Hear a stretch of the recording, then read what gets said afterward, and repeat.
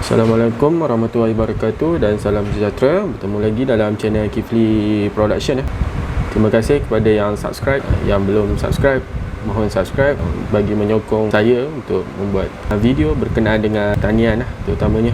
Terlebih dahulu saya ingin mengucapkan berbanyak-banyak terima kasih kepada barisan-barisan hadapan negara, iaitu para doktor, jururawat dan juga staf-staf Kementerian Kesihatan Malaysia, pegawai-pegawai keselamatan, penguatkuasa yang menjaga keamanan negara, menjaga lalu lintas jalan raya lah. Sekarang kita di mana negara kita Malaysia telah mengalami itu wabak coronavirus, iaitu COVID-19, dan ini salah satu tajuk pada kali ini berkenaan dengan impak Perintah Kawalan Pergerakan PKP terhadap industri pertanian dalam Malaysia lah terutamanya.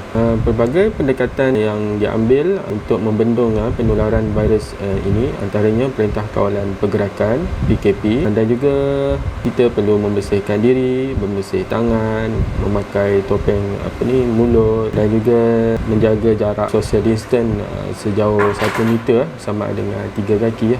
Dan kita sebagai masyarakat bertanggungjawab kenalah mematuhi peraturan-peraturan yang telah kerajaan tetapkan.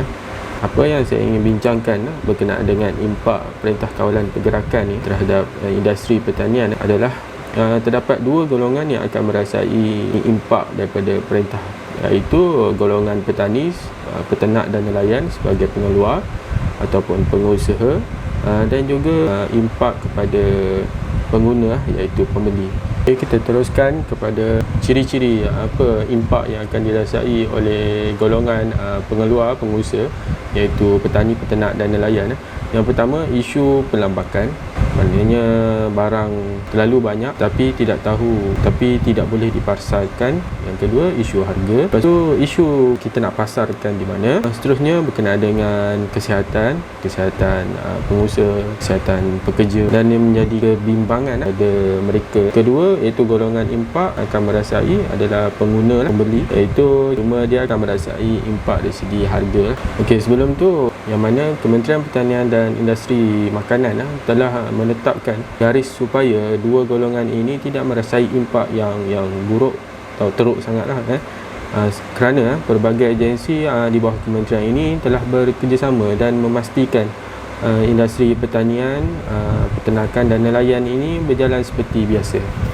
Kenyataan ini telah disokong oleh Menteri Pertanian yang merujuk kepada tajuk kenyataan media, iaitu tiada sekatan rantaian bekalan dan pemasaran makanan sepanjang tempoh Perintah Kawalan Pergerakan untuk membawa keluar produk-produk, stok-stok pertanian mereka, dan perlu mendapatkan surat kebenaran daripada pejabat tanah daerah yang berhampiran dengan kebun anda untuk mengeluarkan hasil pertanian untuk dibawa ke tempat yang lebih jauh lah daripada kebun. Kita risaukan terdapatnya sekatan jalan raya yang memerlukan mereka mendapatkan surat kebenaran. Pada 30 Mac 2020, pada hari semalam, terdapat satu mesyuarat koordinasi bersama dengan Esko Pertanian di setiap negeri adalah bertujuan untuk membincangkan dan mengambil satu pendekatan yang lebih sistematik dan terperinci untuk mencari kaedah penyelesaian untuk membantu pengusaha-pengusaha inilah, iaitu petani, peternak dan nelayan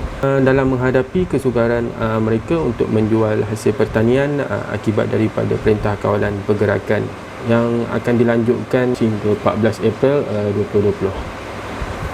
Baiklah, kita teruskan kepada uraian secara terperinci berkenaan dengan impak-impak inilah.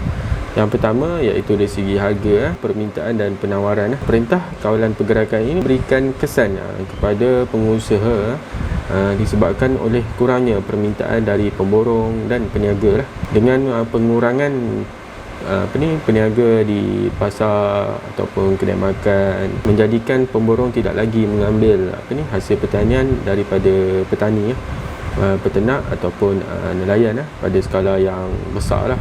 Kerana kebiasaannya pasar atau kedai-kedai makan dia mengambil hasil pertanian daripada terus direct dengan pengusaha tersebut lah. Tapi bila kedai makan, pasar tutup dan tidak beroperasi, jadi satu masalah lah kepada pengusaha-pengusaha inilah. Sebagai contoh, peniaga di dalam pasar yang mempunyai struktur bangunan kekal sahaja yang dibenarkan beroperasi dan tidak termasuklah pasar-pasar tani serta pasar malam.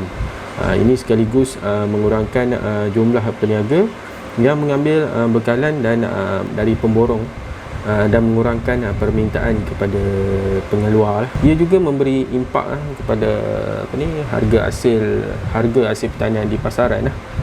Malah ada restoran-restoran, kedai makan yang telah mula berhenti beroperasi.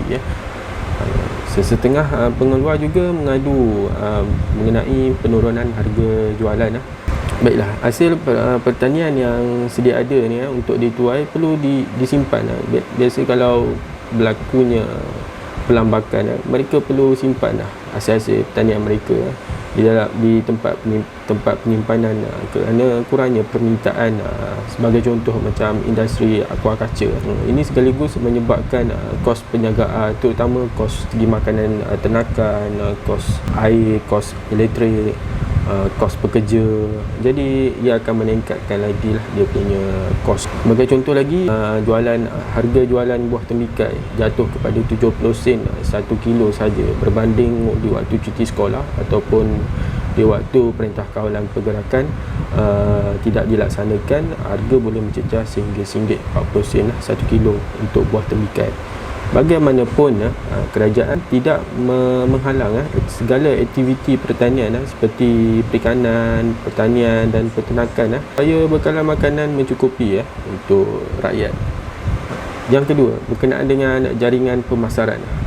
Ini bagus kita nak dengar berkenaan dengan jaringan pemasaran. Kat mana kita nak pasarkan kita punya stok pertanian kita lah.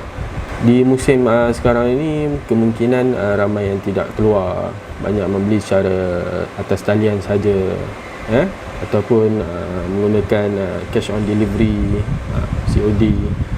Salah satu kaedah platform untuk jualan untuk jaringan pemasaran iaitu melalui media sosial, iaitu Facebook, Instagram, WhatsApp, ataupun kita ambil sebagai contoh petani-petani Cameron Highland menggunakan platform Lazada untuk memasarkan hasil-hasil sayuran mereka lah.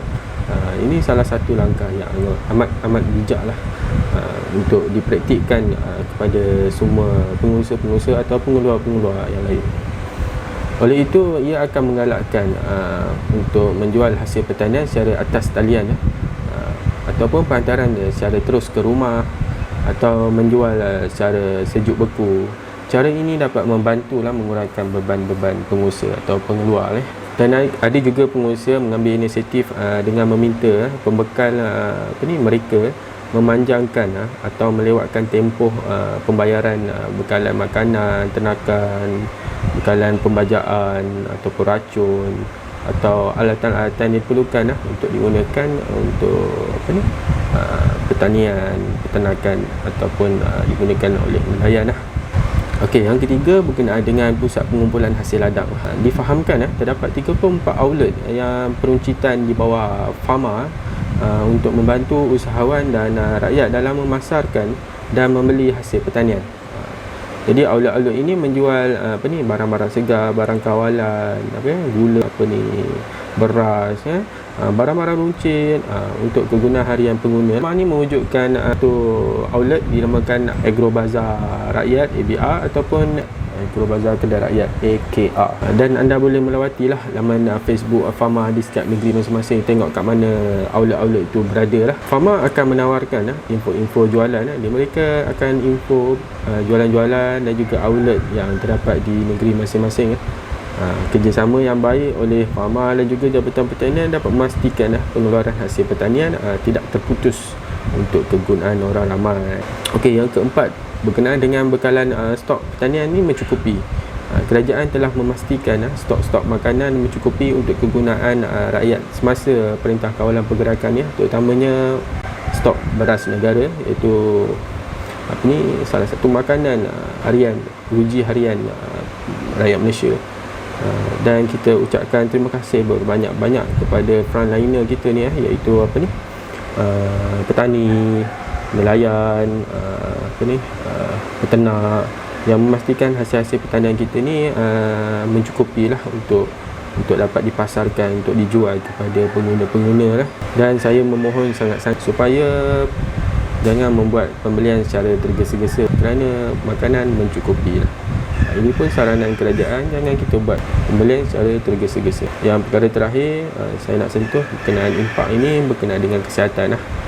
Sebagai contoh peternak, nelayan dan petani perlu memastikan majikan mereka perlu memastikan pekerja-pekerja mereka ataupun majikan itu sendiri dalam keadaan yang sihat, dan sentiasa mengamalkan kebersihan diri dan juga kebersihan di tempat kerja lah. Okey, itu saja perkongsian saja berkenaan dengan tajuk ini, dan selamat berjumpa lagi. Jaga kesihatan, ikut perintah kawalan pergerakan, dan untuk maklumat lebih lanjut tuan-tuan boleh melayari laman web Kementerian Pertanian dan Industri Makanan, laman web Jabatan Pertanian Malaysia, Jabatan Pertanian di Negeri, laman web Famal, dan terdapatnya soalan-soalan lazim yang ada dekat